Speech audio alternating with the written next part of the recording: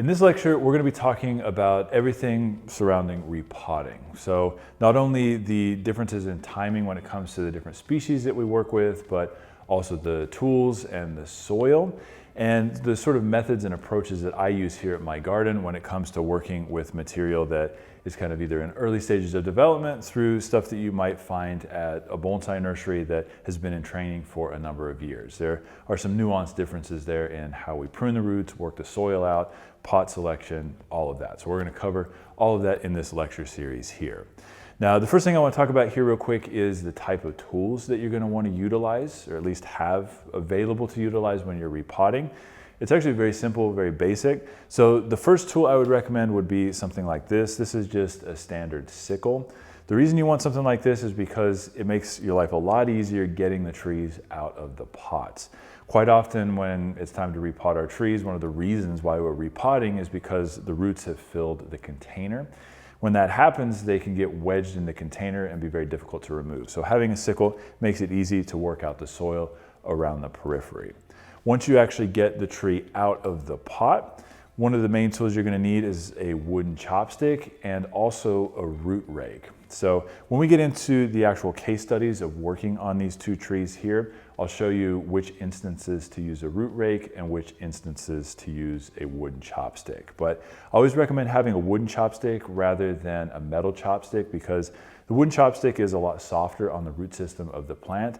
And when we're working specifically with something like a deciduous piece of material like a maple, and we're trying to work out the roots around the base of the tree to build the nabari or that surface root structure, a wooden chopstick is going to cause way less damage than a metal chopstick. So always have a few of these on hand. You're also going to want to have, of course, some scissors so you can cut the roots back. That's pretty standard. And the last thing you're probably going to need is a flat cutter tool like this. This is technically a root splitter. You can use this for cutting branches as well, but a flat tool like this allows you to cut heavy roots back and make a pretty flat root system on the plant to get the tree oriented properly in the pot. All right, now you might be asking yourself, why would you want to repot in the first place? Why can't you just leave your trees in the pot forever? Well, as I just mentioned, obviously the roots are going to fill the pot over time. So when that happens, a couple of issues will arise. Number one, you're not going to be able to water the trees properly. The water is going to sit on the soil surface and very slowly kind of leach into the root system. So you can end up with some deleterious effects to the plants when that happens.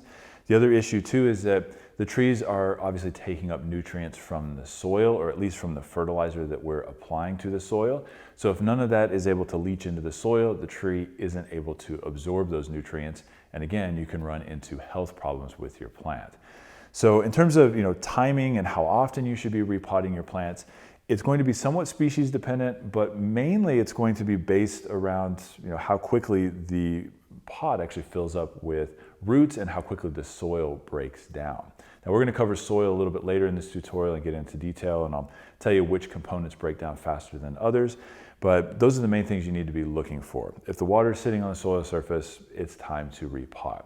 So for example, with a Japanese maple like this, particularly younger Japanese maples, that could mean every year or every other year while the tree is relatively young, you might need to repot the plants. They fill up the pot very quickly with roots. If we're talking about coniferous material, particularly trees that are a little bit older, it could be 3 to 7 years between repottings. It depends on how old the tree is, how fast it puts out roots, your particular growing environment, if you're watering and fertilizing the tree properly. All of those things can have implications for how often you would need to repot the plant. In my opinion, when you're talking about coniferous material, the longer you can wait between repottings, typically the better. Specifically when you're talking about pines, because every time you repot, you can potentially weaken the tree a little bit, and that might set you back a season in terms of the development of the branch structure on the tree. When we're talking about deciduous material, you can get pretty aggressive with deciduous trees, particularly when they're relatively young, cutting back a lot of roots, repotting relatively often, and they usually won't skip a beat. Obviously, the older the plant gets, the more it slows down, the more careful you have to be when it comes to repotting. But as sort of an intermediate, beginner to intermediate type introduction to bonsai, I would say somewhere in the neighborhood of anywhere from like 2 to 5 years, depending on the species. That's what you're looking for in terms of timing to repot. Now, in terms of the actual time of year that you should be repotting, Usually spring is going to be best. At this time of year, the new buds are just starting to emerge, push a little bit of growth, swell a little bit. That's a good indication that it's a good time to repot, because as that's happening, the trees are actually producing a lot of roots.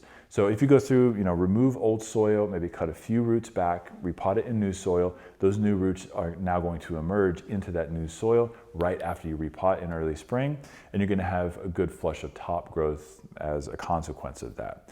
So there is a little bit of nuance in terms of exact timing in the spring when you should be repotting certain species.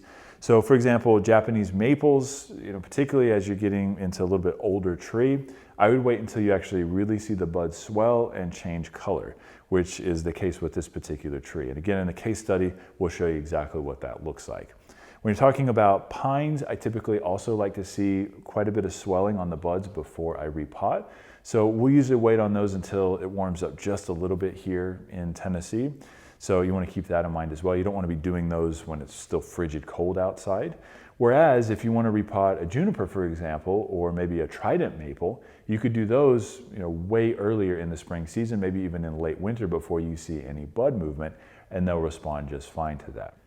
Now, the reason that there are differences between timing for specific species, like I mentioned in Japanese maple, we want to do a little bit later when the buds come out, but trident maples you can do while the buds are still completely closed, is because tridents tend to respond better to root pruning anytime in the first part of the growing season, whereas Japanese maples, if you pot them too early before the buds start swelling, sometimes you'll get internal dieback, particularly on older trees. So I always recommend you push those back just a little bit further into the spring season.